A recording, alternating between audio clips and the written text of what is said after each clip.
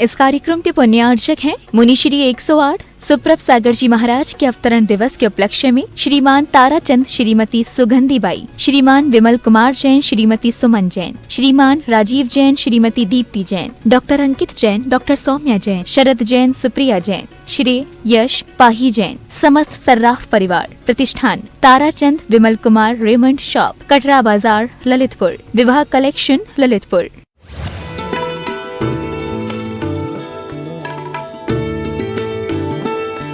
ये अपनी आप बीती कहानी कन्या एक सेठ को बता रही थी। हाँ, ये पूर्व घटना है। सेठ ने पूछा था तू इतनी शांत कैसे, इतनी शांत कैसे? एक मुनिराज पर उपसर्ग हुआ था, मुनिराज का शरीर जल चुका था और सेठ जी को पता चल गया था सेठानी के माध्यम से कि एक तुंकारी नाम की कन्या नगर में है, नगर के पास में है। उसके पास कई घड़े लाच्छादी तेल रखा है। अगर उस आप लाच्छादी तेल को लाकर मुनिराज की वैयावृत्ति कर दोगे तो मुनिराज का वह घाव, वह जो जलने से बना हुआ शरीर पर घाव है, वह ठीक हो सकता है, घाव ठीक हो सकता है। वह सेठ जी पहुंचे। उस तुंकारी के पास एक घड़ा, पहले घड़े में रखा रहता था, एक मिट्टी का घड़ा भर जो तेल रखा था, वह तेल मुनिराज की वैयावृत्ति के लिए ले जाते हैं, मांगते हैं। वो तुंकारी सहजता से देती है, पर ले जाते जाते पता नहीं दृष्टि कहीं अन्यत्र थी। कहाँ देख रहे थे सेठ जी? चलते चलते अचानक पैरों में ठोकर लगती है और हाथ का वो तेल का घड़ा फूट जाता है। पुनः लौट के सेठ जी आते हैं और पूछते हैं कि तुंकारी क्षमा करना, गलती हो गई। ये कीमती तेल तुमने मुनिराज के वैयावृत्ति के लिए जो दिया था, ले जाते समय मेरी गलती से फूट गया मटका और तेल समाप्त हो गया। क्या तू और एक मटका मुझे दे देगी? दूसरा मटका भी शांति से उठाकर दे देती है। माँ, आपकी कोई कीमती वस्तु गिर जाए तो बोलो ना। पानी की बाल्टी भी चलते चलते गिर जाए तो, वह जो ग्लास भर दूध बेटे से पीते पीते कांच का ग्लास हाथ से छूट जाए, वह कितने करोड़ का दूध था, कितने करोड़ रुपए का दूध था? हजारों सैकड़ों का भी दूध नहीं था, पर दूध जमीन पे गिरते ही माँ की कसाय आसमान में पहुंचती है। दूध पीने की अकल नहीं, कांच का ग्लास पकड़ने की, कप पकड़ने की अकल नहीं, दूध पी रहे इतना बड़ा हो गया, दिया 2 बजा के। वो तो 2, 5, 10, 20, 50 रुपए का दूध, घी, तेल, पानी इतना गिर जाता है तो आप इतने गुस्सा होते। वो हजारों लाखों का वह तेल इतना मटका भर एक बार फूट गया, दूसरी बार ले जा रहे थे, दूसरी बार भी फूट गया। अब तो सेठ जी को रोना आया। ये इतना महंगा तेल महाराज के, मुनिराज के वैयावृत्ति के लिए उसने फ्री में दिया है और मैं क्या कर रहा हूं? पर अब फूट गया था। मुनिराज की सेवा भी करनी थी, वैयावृत्ति करनी थी। रोते बिलखते पुनः मुनिराज को वैयावृत्ति के उद्देश्य से वह पुनः सेठ जी पहुंचता है तुकारी के पास और कहता है, क्षमा करना दीदी, क्षमा करना बहन, पुनः गलती हो गई, मैं मटका वहां तक ले नहीं जा पाया, मुझे और एक मटका दे दो। वो और एक मटका दे देती है, और एक मटका दे देती है। अब वो तीसरा मटका लेते हुए उस सेठ जी से रहा नहीं गया, सेठ जी से रहा नहीं गया, सेठ जी से रहा नहीं गया। वो पूछता है, बहन तू इतनी धैर्यवान, इतनी सहनशील कैसे हो गई? कैसे इतनी सहनशील है? इतने कीमती तेल के मटके को मैंने 1 बार, 2 बार, 3 बार पटक दिया और तू फिर से दे रही है। मैं होता तो सामने नहीं आने देता और तू कैसे इतनी शांत हो गई?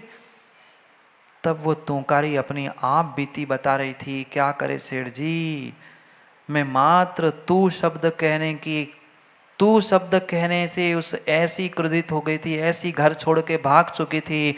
मैंने जो सहा है, शायद व्यक्ति अगर इतना कष्ट उस क्रोध कषाय के पीछे सहन कर लेगा ना, तो शायद उसकी क्रोध करना समाप्त हो जाएगी।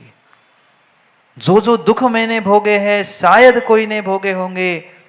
कहाँ तो मैं वह महलों में राज करने वाली जुआरी के साथ मुझे शादी कबों को प्राप्त होना पड़ा, मेरा विवाह जुआरी के साथ हुआ। वहां भी मैंने जैसे तैसे जीवन बिताया। वहां से एक तू शब्द क्या मैंने सुना, तड़ाक से भागकर पहुंच गई जंगल में। वहां भीलों ने क्या कुछ नहीं किया, कितने उपसर्ग, कितना कष्ट मैंने सहा। वो तो पुण्य का उदय था। पुण्य का उदय था कि वन देवी ने उस लाक्षादी तेल से मेरा शरीर ठीक कर दिया, और उसने ही ये मुझे मटके दिए हैं तेल के भरे हुए, उस वन देवी के द्वारा ही प्राप्त रखे हुए। मेरा क्या है? फूट गया सेठ जी, अभी भी फूट जाए, अभी भी फिर जाए, अभी भी कुछ मटके मेरे पास रखे हैं, आप ले जाना, पर मुनिराज की वैयावृत्ति कर देना। कब समझ में आया माँ, कब समझ में आया? जब स्वयं पर उस क्रोध का प्रभाव विपरीत पड़ा।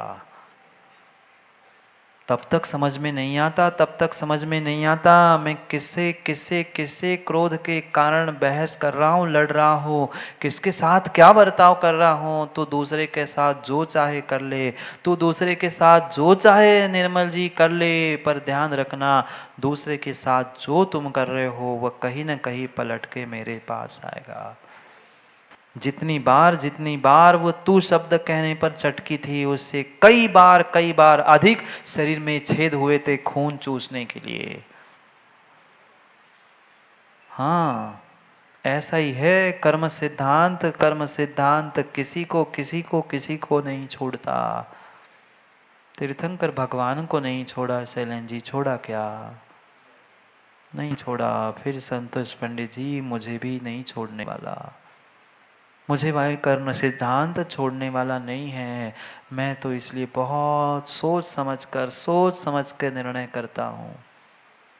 कोई कितना ही क्रोधित हो जाए, हम तो पल पल हाथ जोड़ के उनसे क्षमा ही मांगते, देवल जी हमें क्षमा कर देना, हमें कमठ बना के नहीं जाना है, हमें कमठ बना के नहीं जाना है, हमें कमठ बना के नहीं जाना।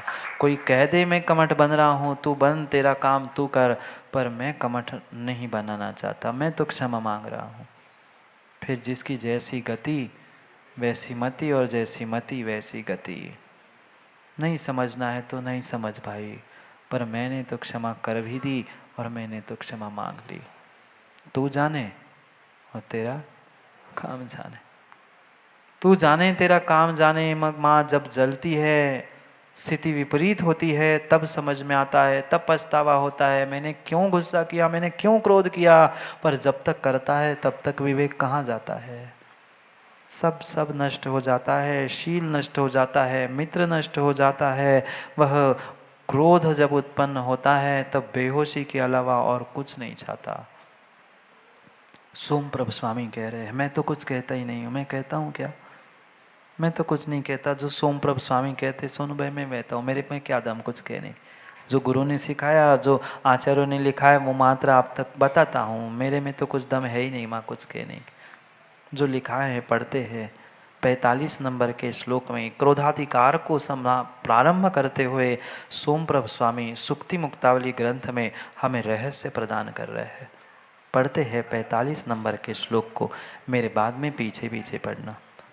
यो मित्रं मदनो विकार करणे संत्रास संपादने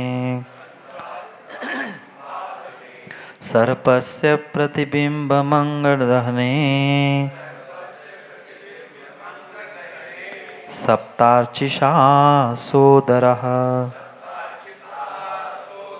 चैतन्यस्य निषूदने विशतरो स ब्रह्मचारी चिरम् स क्रोधा कुशलाभिलाष कुशलैः निर्मूलमुन्मूल्यताम्। पढ़ो एक साथ।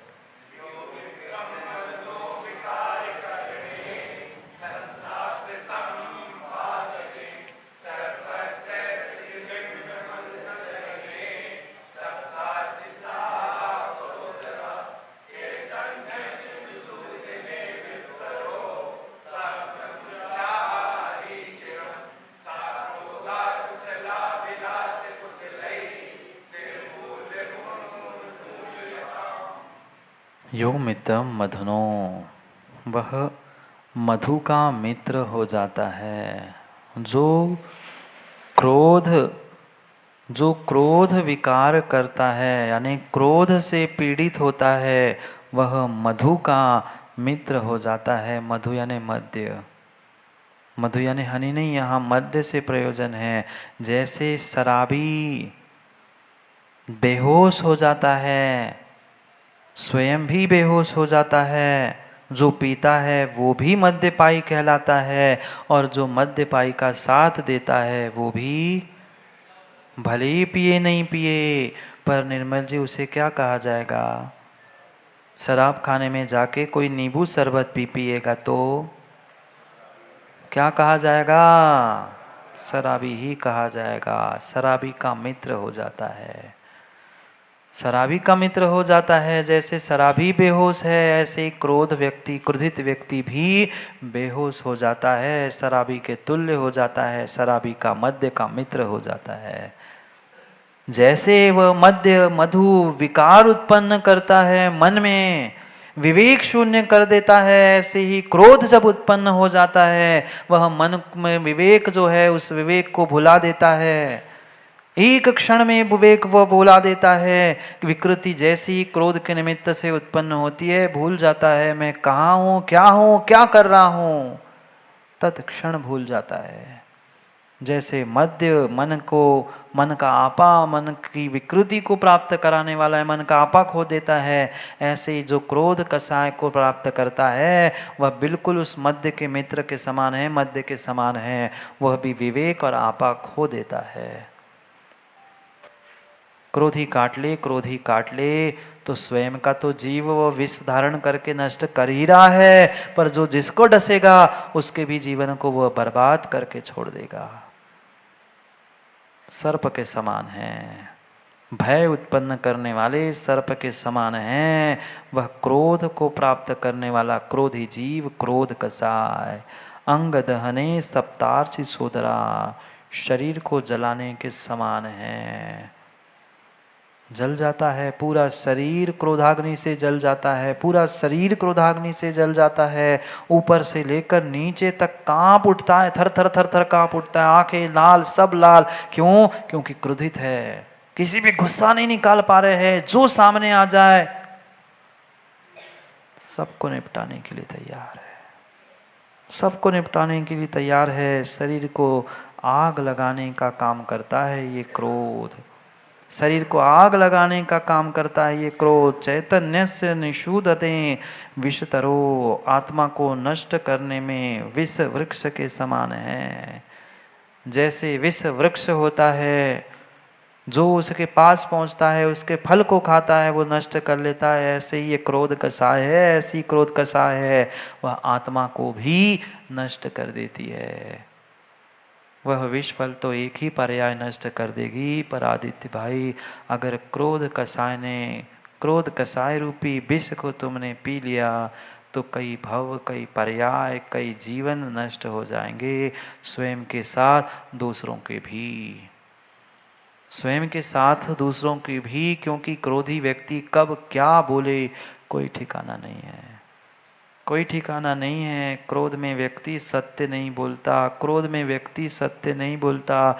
ज्ञानियों बहुत अच्छे से अनुभव करके देख लेना, जो क्रोध में है, क्रोधी है, वह कभी कभी कभी सत्य बोल ही नहीं सकता, बोल ही नहीं सकता, नहीं बोल सकता, नहीं बोल सकता।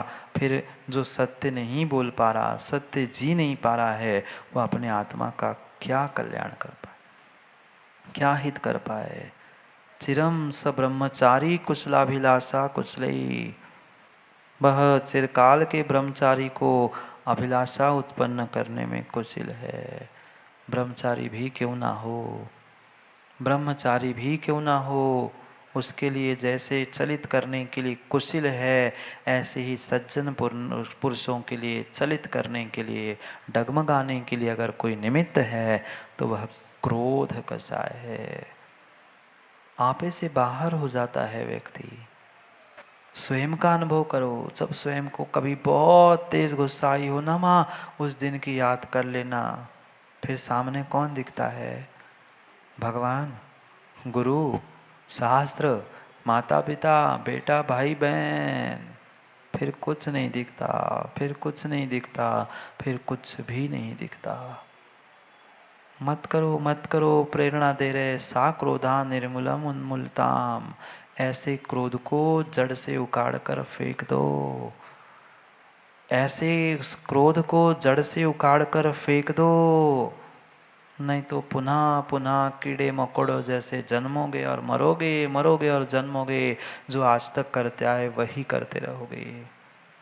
जागो, उठो, जानो। भी कषाय, क्रोध कषाय, यही हमें सब कुछ संसार में भटकाने के लिए निमित्त बन रही है। मत चटको क्रोध में, मत चटको क्रोध में। जो चटक गया वो भटक गया। तुम्हारी 1 मिनट की क्रोध कषाय का चटकना जीवन भर का, कई भवों का भटकना कर्म बंध के रूप में देने वाला हो सकता है, हो सकता है, हो सकता है। इसलिए सोचो, विचार करो, कब तक कब तक कब तक कीड़े मकोड़े जैसे लिप्टन जीते रहोगे? कभी तो अपने आप को जानो, पहचानो, अपने आप में चेतना को प्राप्त करते हुए अपने मनुष्य जीवन का आनंद प्राप्त करो। जीवन जीने की कला चल रही है। जाओ, दुकान खोलने की कला याद आ रही है, मतलब कुकर का ढक्कन खोलने की आदत याद आ रही है। समय हो गया है, समय हो गया है। अपने जीवन में भाग लो, जीवन से भाग मत लो। कसायों को भाग दो और जीवन में भाग लो। कसायों को भाग दो और कसाय जीवन में भाग लो। फिर तो आदित्य भागना ही है, भाग लो। समय हो गया है, समय हो गया है, भाग लो। कहाँ भागोगे? कसायों की ओर नहीं, कसायों की ओर नहीं, अपने और अपनी आत्मा की ओर भाग लो। भागते भागते समय बीत गया। सत्य को जानो, पहचानो। करेंगे कल पुनः उस क्रोध के ही बारे में, अपने शत्रु के बारे में विचार। भले स्थान बदला है पर ग्रंथ, देवल जी, भले स्थान बदलते रहेंगे पर स्थान बदलेंगे, पर ग्रंथ और निर्ग्रंथ वही। भीतर की कषाय को निकालने का प्रयास करें। समय पर, समय की बात को पुनः समय पे मिलते हैं, क्योंकि समय पे किया गया काम समय को दिलाता है। बोली भगवान महावीर स्वामी की।